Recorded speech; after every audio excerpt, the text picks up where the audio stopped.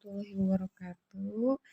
Saya Diara Ariandira dari Fakultas Hukum semester 3 non-reguler dengan NPM saya 7420121172. Kembali lagi dengan pertemuan keempat saya. Di sini saya akan menjelaskan tentang hukum pidana yang bentuk ketiga itu turut serta melakukan plagiar atau kerjasama.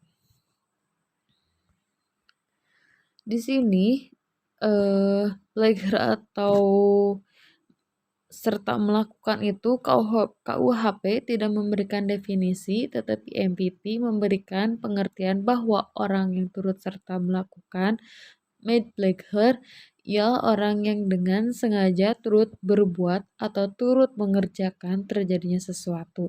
Namun di sini juga syarat-syarat turut serta melakukan atau make plagiar itu ada dua. Yang pertama, ada kerjasama secara sadar nih.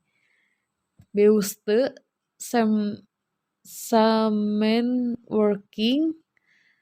Kerjasama di sini harus ditujukan pada satu perbuatan yang berupa kejahatan. Lalu yang kedua yaitu ada kerjasama secara fisik. Basic samen working. Kerjasama di sini merupakan suatu delik yang ditunjukkan pada suatu akibat, yaitu adanya perbuatan yang berupa kejahatan dan perbuatan tersebut diatur dalam undang-undang juga. Nah, lalu selanjutnya ada yang bentuk keempat yaitu mengatur atau outlooking.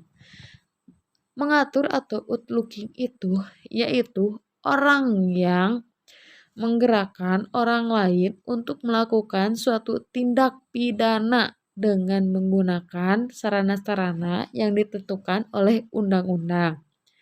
Jadi, antara penganjur dengan menyuruh melakukan hampir sama, yaitu adanya usaha untuk menggerakkan orang lain sebagai pelaku material atau aktor materialis.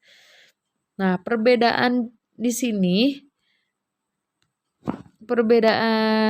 sini juga itu ada 3. Yang pertama yaitu dalam penganjuran sarana yang digunakan diatur dalam pasal 55 ayat 1 sub kedua yaitu diatur secara limitif terbatas.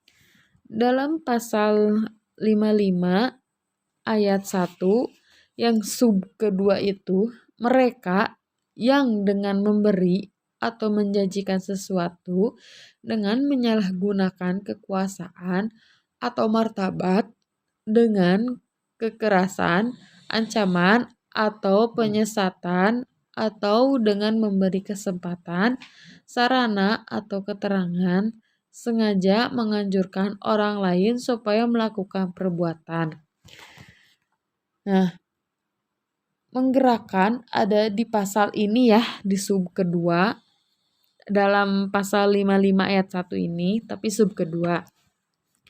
Lalu di sini juga ada dalam pembujukan orang yang membujuk disebut autor intelektualis dan yang dibujuk atau digerakkan autor materialis.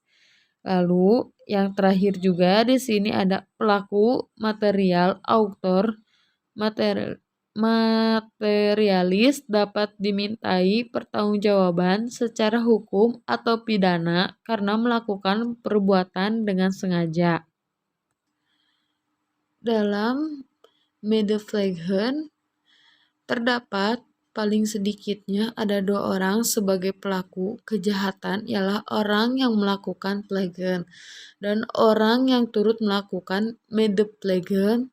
Dalam surat dakwaan, jaksa penuntut umum tidak nampak tertulis dan tidak dapat mendeskripsikan atau merugikan dengan cermat dan jelas apakah terdakwa sebagai orang yang melakukan plegen, sebagai orang yang menyuruh melakukan daun plegen, ataupun sebagai orang yang turut serta melakukan medepleghen, siapakah di antara para terdakwa.